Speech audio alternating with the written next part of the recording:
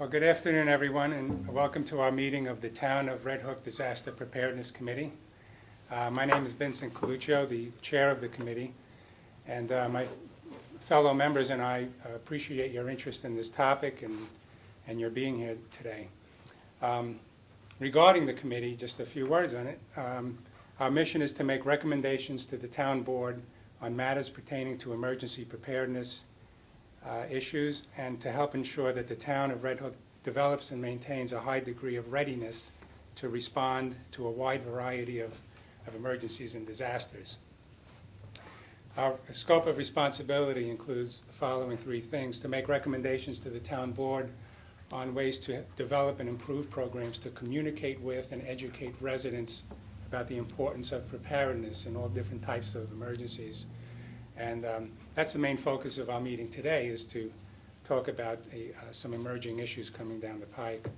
Number two is to make recommendations to the town board on ways to improve the coordination of resources and participation in mutual training exercises with other agencies that are involved with preparedness and response. And number three, to review and make recommendations to the town board regarding the town emergency preparedness plan, and to address existing, new, and emerging issues. So our meeting today really relates to the emerging issue of threats posed by local weather pattern changes due to global warming. And one of the things we won't do today is engage in a debate on global warming, but rather, we think it's time to just move on. And the overall purpose of the meeting is to begin the process of examining how changes to local weather patterns are not only creating certain emergency conditions, but also interfering with our response to those conditions. And so we need to begin a dialogue on what challenges we face and how to respond to them. So, you can consider this basically an initial information sharing session. We didn't come here with all of the answers to everything we need to know, but to get the dialogue going. So we can examine climate and weather changes on a few different time frames. One is the near term, and that would mean now, the next couple of decades or so, or we can calculate the impact of weather change a century from now. And it's all based on modeling of greenhouse gas emissions and the impact it's having on the earth. These models are based on different scenarios. One scenario is that somewhere down the line, governments around the world become altruistic, or they just realize we have to put a cap on these emissions and we're going to control it. And it's a fairly good scenario if and when that happens, but not a very good scenario if we just allow greenhouse gases to abate uncontrolled. To be emitted uncontrolled. So the focus of our meeting then today is really just to look at the current near-term impacts of how climate change is affecting our local weather programs. Now, if you are interested in the longer-term global impacts, there's an excellent document on the Town of Red Hook website, and it's called Energy and Climate Action Plan for the Town and Villages of Red Hook and Tivoli. This was a project of Bard College in conjunction with Red Hook, and Bard College has been a tremendous companion of ours in examining this issue going forward. And the way to find that document is to go on the Town of Red Hook website, which is townofredhook.org, all one stream. And within the Town of Red Hook website, there is a section called Conservation Advisory Council. Okay, and within the Conservation Advisory Council site, you will see a document called Energy and Climate Action Plan. I recommend that you see that if you do have interest in what we're predicting based on different scenarios for our region. And very informative, very well done. So our primary focus right now is on storm-related impacts. And there's no question about it that major storms are occurring, but not only in greater frequency, also in greater severity.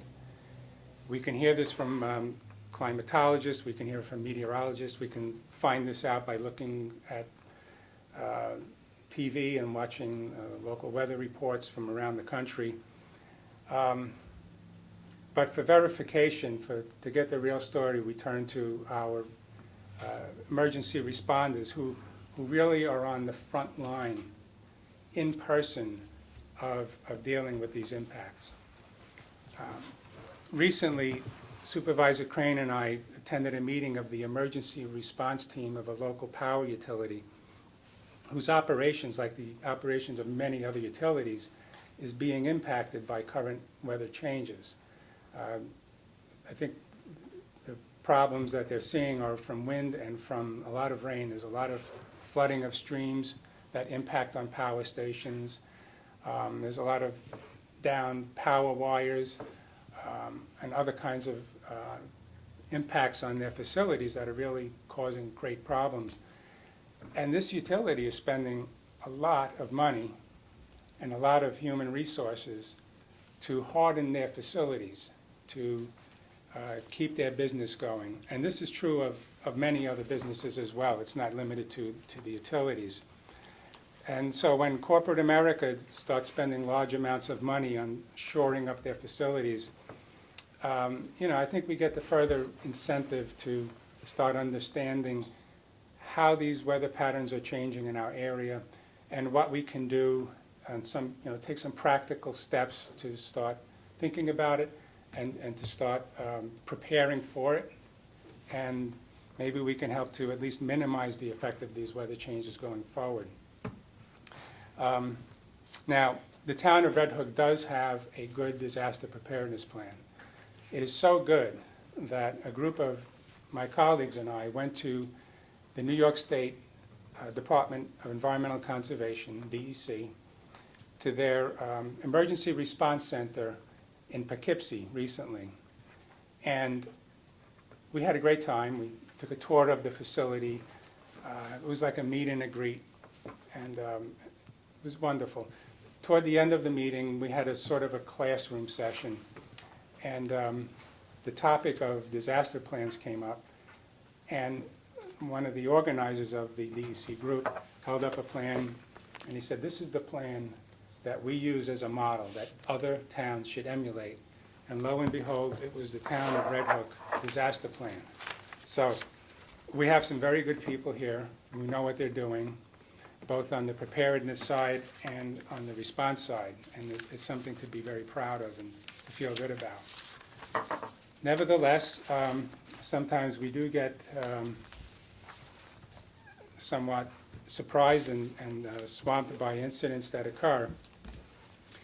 And the most recent one being on July 23rd, 2014, which I say was an extraordinarily challenging day for the town of Red Hook's emergency responders. On that day, Red Hook had 5 emergency calls all at the same time. And this was due to an ongoing storm. And those emergencies included a tree falling and hitting a car, a tree downed on electrical wires, a car accident, a structure fire on Frawley Street, and lightning hitting a mobile home. These calls all coming in at the same time. And to make matters worse, lightning and hail from these storms caused power outages in both Columbia County and Dutchess County. And through the wonderful work of the Red Hook Fire Department, they were able to address those problems, which they deserve our great thanks and our applause. I've asked Chief Michael Lane of the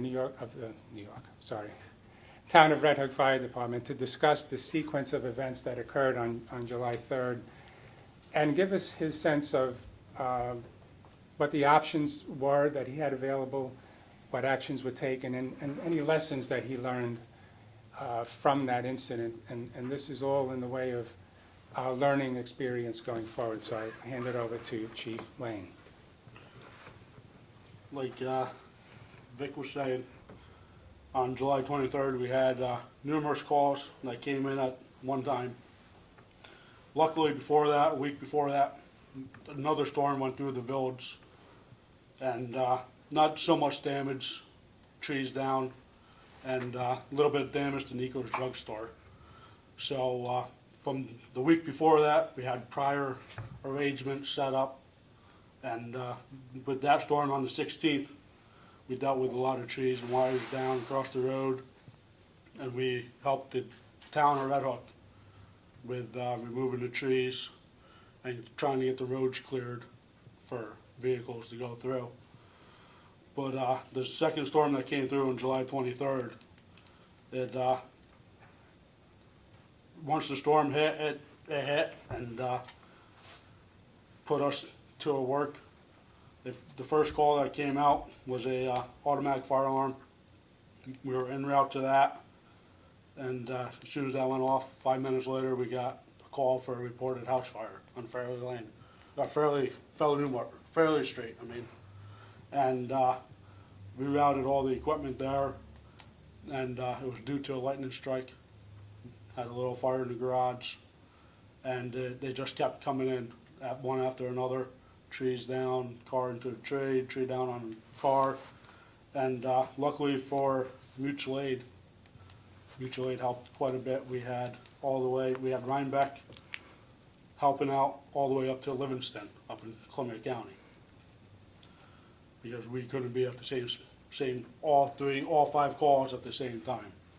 So luckily for mutual aid, they actually gave a helping hand, and there was a couple, like Vic was saying, a lot of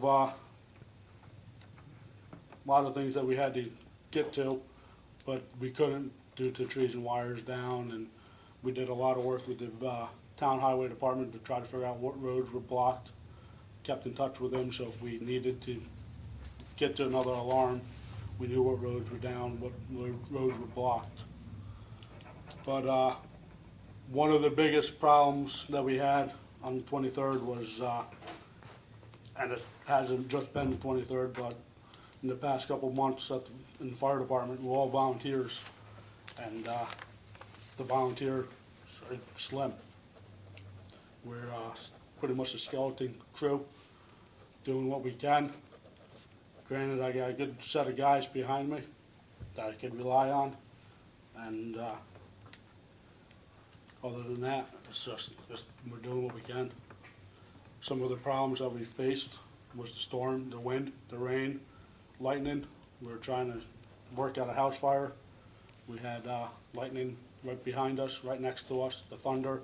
The rain was coming down in buckets, and it was hard. Mike, have you seen over time any changes in weather patterns, or is this just a one-off? In the past couple of years, there's been quite a bit of changes in the weather. You know, they say the one in a decade storm, but it seems to be every year they're starting to get worse. Yeah. And when they come, they come. I can make a comment on that. Yes, please. The town of Rhinebeck and the village had been hard hit a month or so ago with a similar storm situation, and it seems that we're getting more concentrated, what they call microbursts, little areas within the towns or the village, that there's a lot of damage, and it's not a widespread for some of these thunderstorms. And in speaking with the highway superintendent, Kathy Kinsell of the town of Rhinebeck, we both agreed that it used to be you were on heightened alert throughout the winter because of the snow, and now we're on heightened alert every time we see a thunderstorm in the forecast, because it's not a typical thunderstorm. It could be something that's taking trees and wires down to the extent that it has done here just recently. In the past 2 months, there have been 3 incidents that have been extremely destructive. So in this situation, there's no relaxing anymore. It used to be in the summertime, the highway superintendents could kick back a little bit. You can't. You just can't, because with these thunderstorms, there's a lot more damage locally that we've seen. So we try and put things in place. If we are going away for the weekend, we make sure that if we don't have cell service, we have our contact information for alternates out there. It's just something that we're putting into our program because of the storms we've had recently. We see it in our department, and I think it's not going to stop anytime soon. But in responding to these situations, you do get more practice in this type of situation. So it's helpful in a way, as destructive as it is, because you're not becoming immune to it, you're just becoming more aware of it. And that night that we had all of the incidents, when there's a tree down and it involves wires, the highway department can't do anything about it. They have to wait until Central Hudson comes and takes care of the wires. And a lot of people don't understand that. The road's blocked not because we can't clear them, we are not allowed to clear them. The highway department just responds to trees that are down without wires or to close the roads that Central Hudson can't get to. And there was a lot of frustration with the residents in certain areas that were more hard hit. I think it was Fraley Lane and Echo Valley Road had quite a few trees down with wires, and it was 24 hours before it could be cleared, because Central Hudson has their hands full at that point in time. So we urge people to be patient and to understand what we have to deal with, that it's not just our response, it's the response of everybody around us. And Central Hudson has been good in keeping us aware of their time frame, and if residents have questions about when their roads are going to be open, they can call us and we'll answer them if we can. But we are working as a team, the fire department, Central Hudson, the highway department, the village highway department.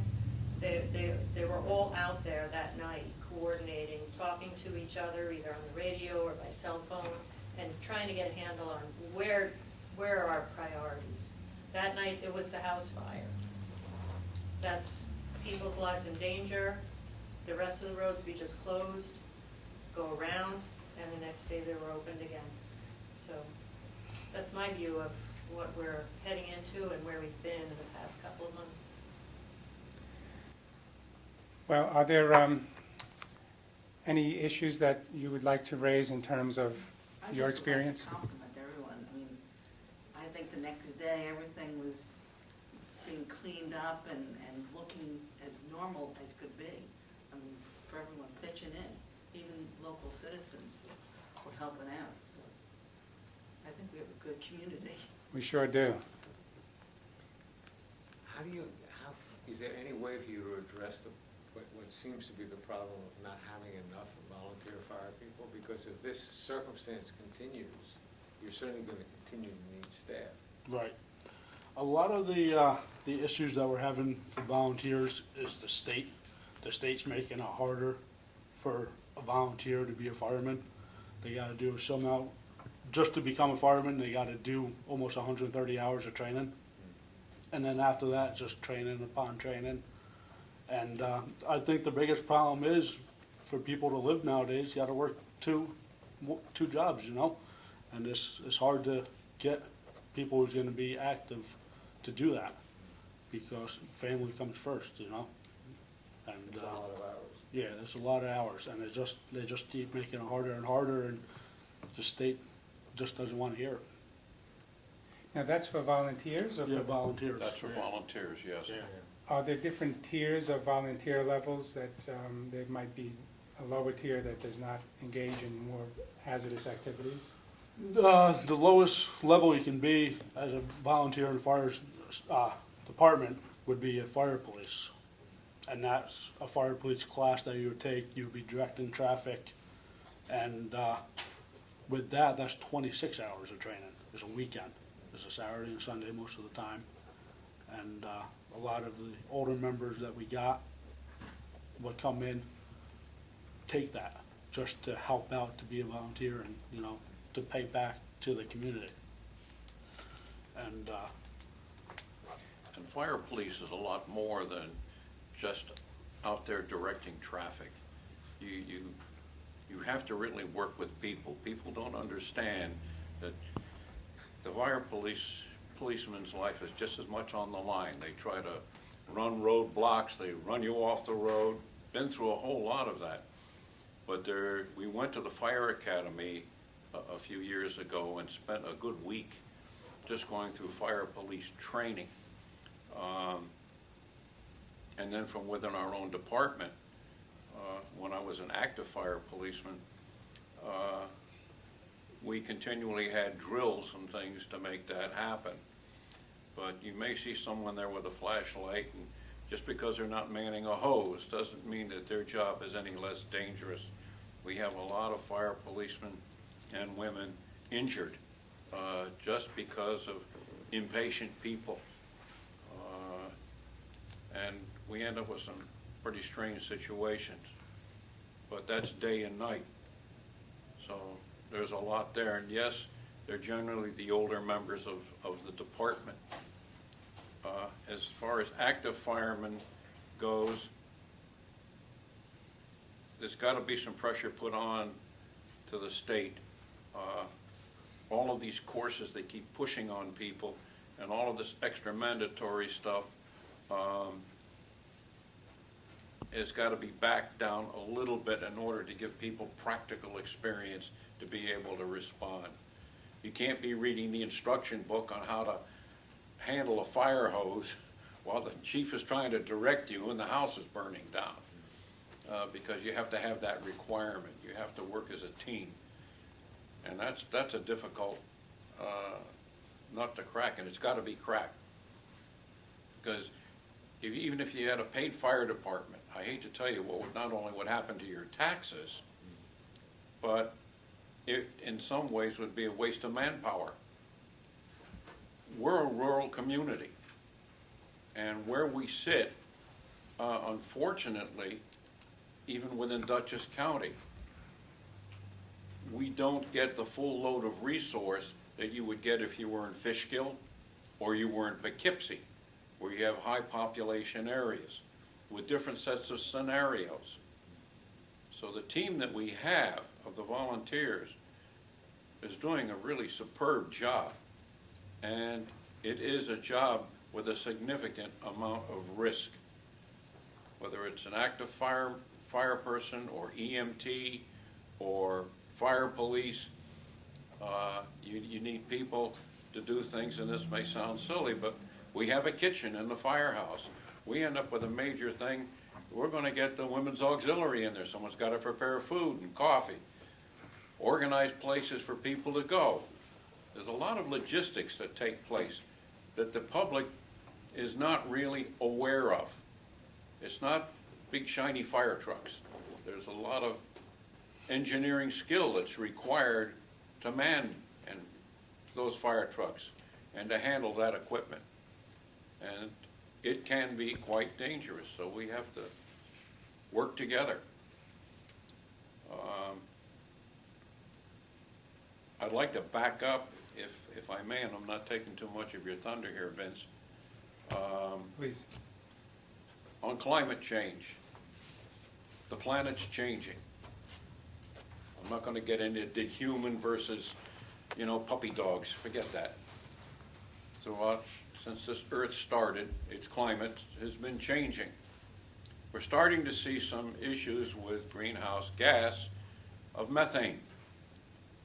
On the East Coast, we're seeing significant amounts of what we call methane leakage. Methane is the daddy of greenhouse gases. It's actually from methane that more CO2 is generated. That's just on the East Coast of the United States. In Siberia, wait a minute, we're in Reddick, why am I talking about Siberia? Underneath the permafrost, huge craters have started opening up, and the percent of methane, which impacts us down here, has increased significantly. They're seeing in some areas up to 10% of the atmosphere in those areas being methane coming out of these natural craters. They're amazing when you see them, if you look at them online. They don't know what is really starting this. The fact is, it doesn't matter. It's happening. And we have to be aware of what those impacts can be and communicate to the public, and we try to in a couple of different ways as to what we have to do here in order to help protect our communities. We're going to change. If you read history and prehistory, mass migrations of people have not been known for many, many millennia, and the problems that they went through, and problems even within things like supplying food, disease. All of these come together as a result of climate change. And we're going to start seeing that. And we've had it very good in this country, even from Revolutionary War days. You sit there and say, what do you mean? Very simple. World War I and World War II, we were not bombed. We didn't have our country obliterated.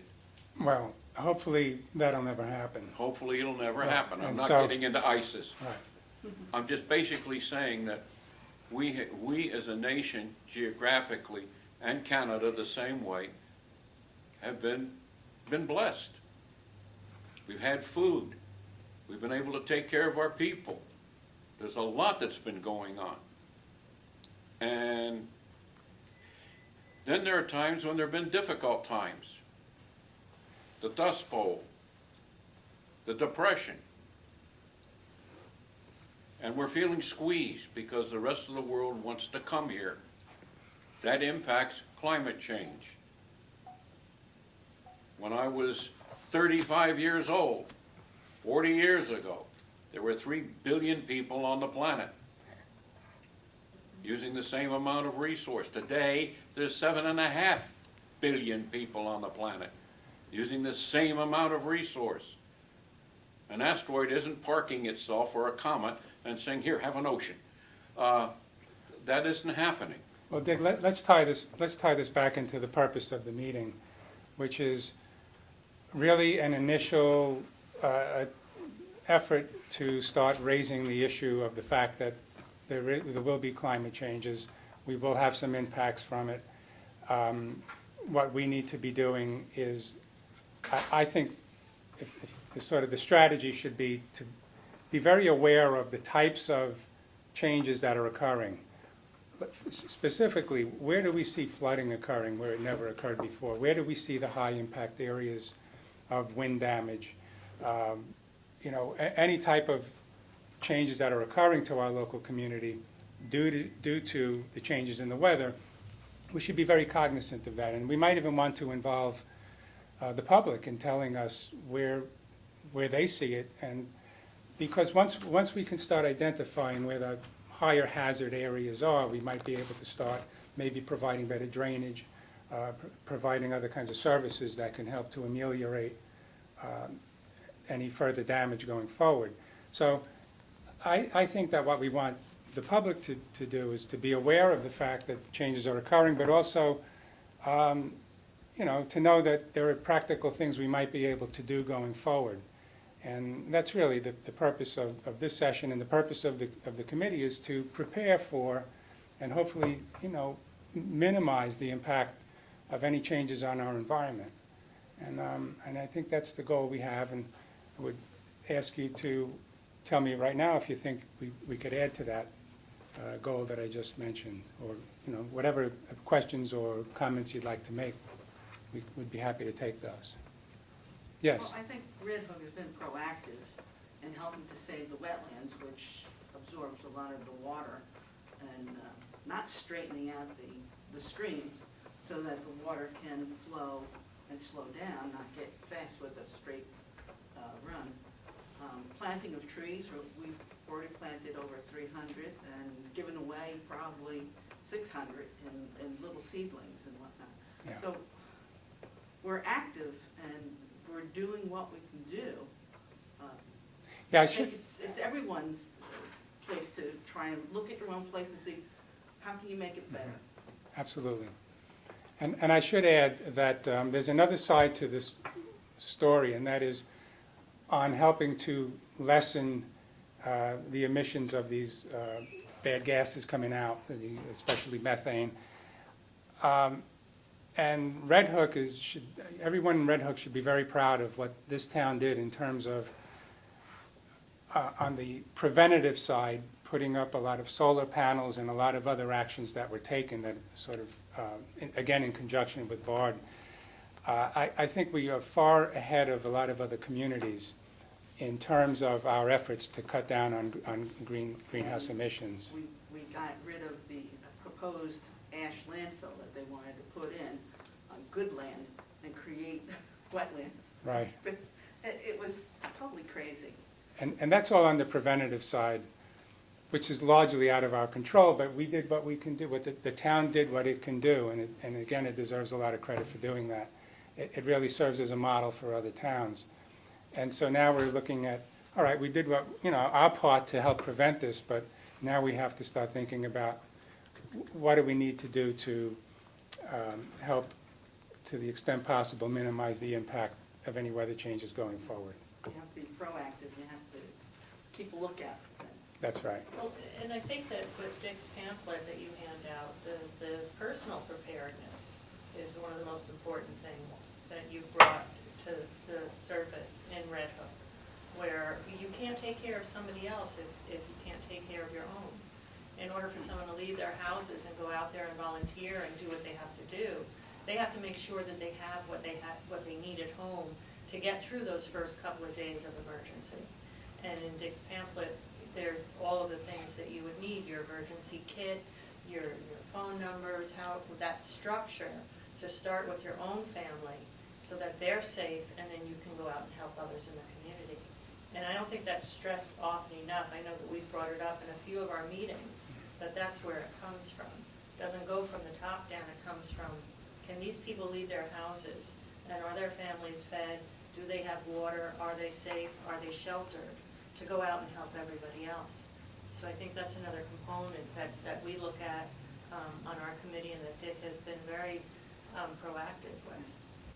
Can you just tell us where the emergency places are? Like, are the schools, just so people know? Well, the school system here has its own preparedness and response program, which is folded into the town's preparedness plan. It's very elaborate. It is very well thought out. There are continual meetings on a fairly frequent basis where all people involved in the school facility participate. And again, it's probably a model for what many other school systems would like to do. If there is a shelter that's opened, it's usually the high school.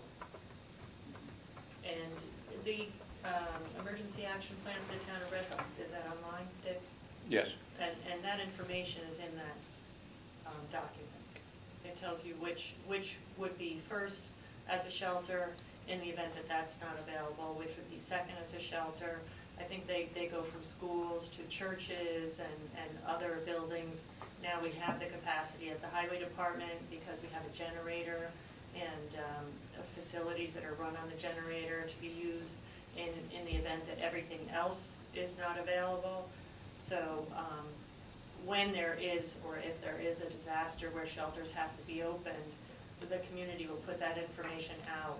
The town will put that information out to the community and say, okay, the Red Cross has set a shelter up at the school, our first choice. If the school's been inundated or flooded, then they'll tell you where to go next. But that information is available in that document. Did you find that during the July incidents that you were able to communicate effectively with each other, with the highway, with Dutchess County,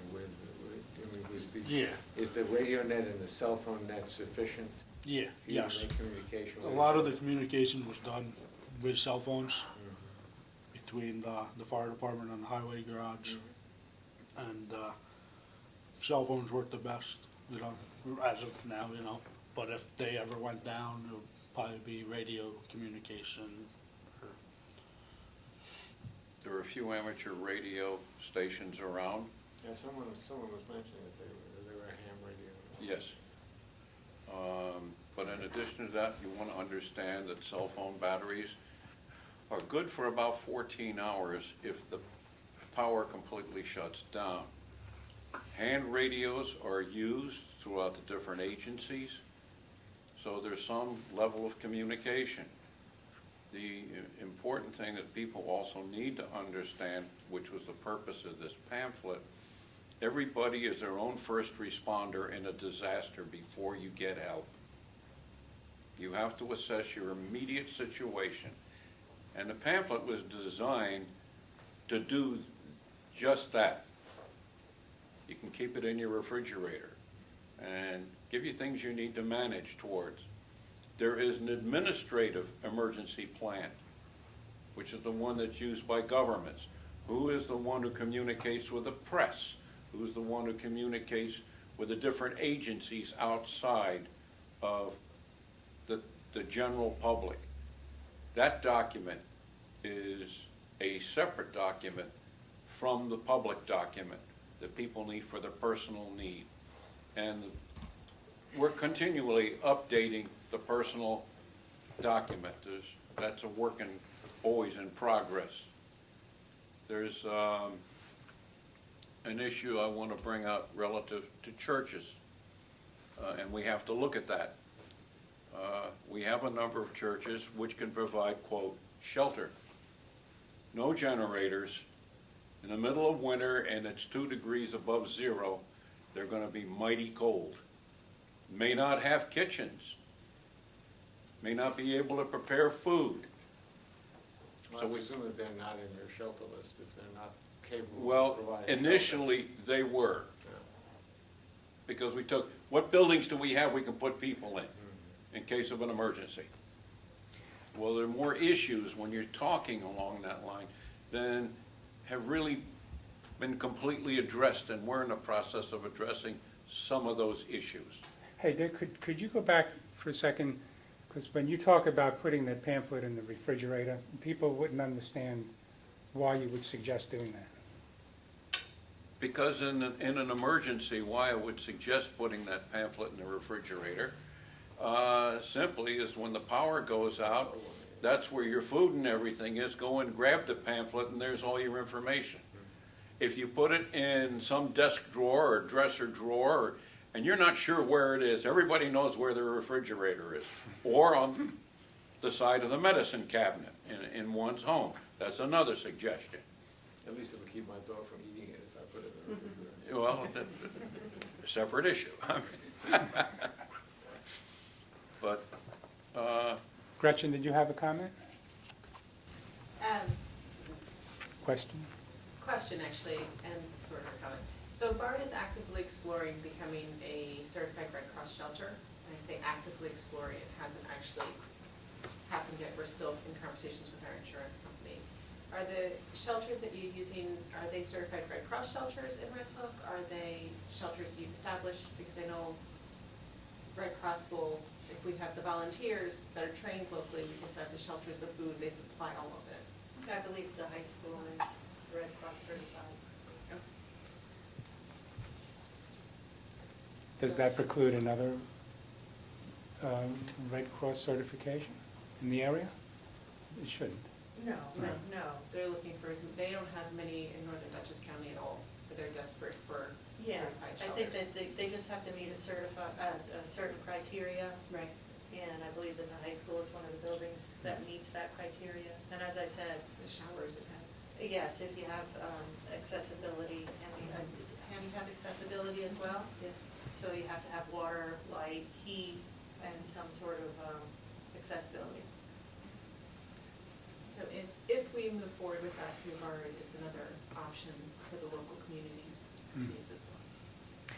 Keep us in touch on that. because the fun part with BARD is we have population shifts. Yes. In the summertime, we could get a storm but have nobody in BARD. Our population is low and stable. In the wintertime, Actually, our population in summer is probably almost just as much as it is in the winter, because of the summer groups and conferences that are and in our residence halls. Yeah. It's a more transient population, which actually makes it much harder if there's an emergency, because our communication with them, which is something we're working on within BARD, how do we communicate in the summer if there's an emergency, when we've got various groups in and out for a week, a day, a month, whatever it might be. Or the winter and when we're in session with students, it's easier to manage in many ways, because those students have emergency notification systems. They are trained, they have communication regularly through us. It's perhaps more people, but they're better, we have better communication and they're better trained and have better knowledge of what to do. Do you run drills? We run, right now we run fire drills. We have not done many drills recently. Will we be doing them? Yes, down the road as we continue to expand. And you have your own security force that does a lot of that? We have security guards, yes. Yeah. And as I understand it from our meeting with the DEC, sometimes the town of Red Hook will also intervene. Or Right, we work really closely when it comes to, with the villages, the towns of the emergency management folks locally, sheriffs, police, fire departments. They all respond to BARD. When we knew we had a major storm coming, we've had meetings which included members of your BARD emergency team. Yes. So we all understood all of the issues that we had to kind of look at that time. Roads in and out, what potential problems were, and they were very helpful. So between BARD and our community and our different committees and response teams, those were extremely helpful. Then everyone pretty much knew what the game board looked like and what we all had to do. Do we still do those? I'm sorry? Do we still do those?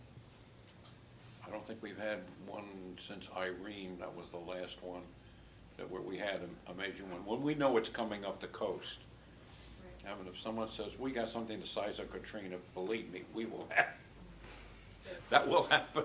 Good. yes. I'd like to ask the chief, regarding the 130 hours, Yes. does the volunteer have to pay for any of that training? No, all the training's paid by the fire department or the state. Some people So, may not volunteer, right. thinking they have to. No, put this no, out of their it's own all pocket. covered by the firehouse or the state. And are you actively trying to get volunteers? Yeah, How are you doing that? we do a recruitment program on Apple Blossom Hardscrabble Days. We always set up a booth trying to get some recruitments.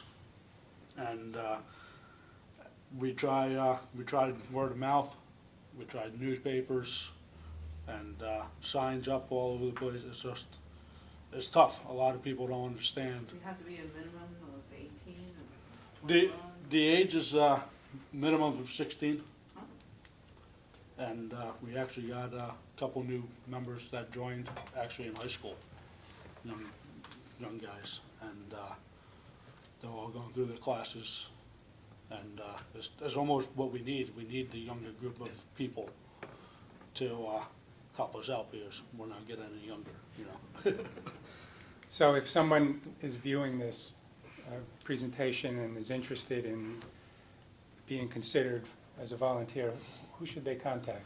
Every Monday night, 7 o'clock, every Monday night, we're at the firehouse. We either doing truck checkouts or we're doing drills. There's always someone around Monday nights. And there's the website that we have. You can go on. It's redhookfiredepartment.org. And there's some information on there. And we also got Facebook page. And where will you be located during Hardscrabble Day? Hardscrabble Day, we're gonna be located someplace in the village, not quite sure where yet. We're trying to get a spot, because all the spots were taken up by a lot of the other people. So we're trying to, In the past, you've had a machine hook and ladder. Yeah, Behind the Firehouse Plaza. Yes, yeah. And that was, I think, an attraction for the kids, and that's. Right, what you wanna we get. try to get the apparatus there, because the bigger the apparatus is, the more it sticks out.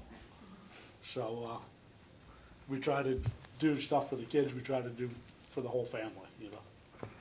This year, we're gonna be selling shirts, donations for cancer awareness.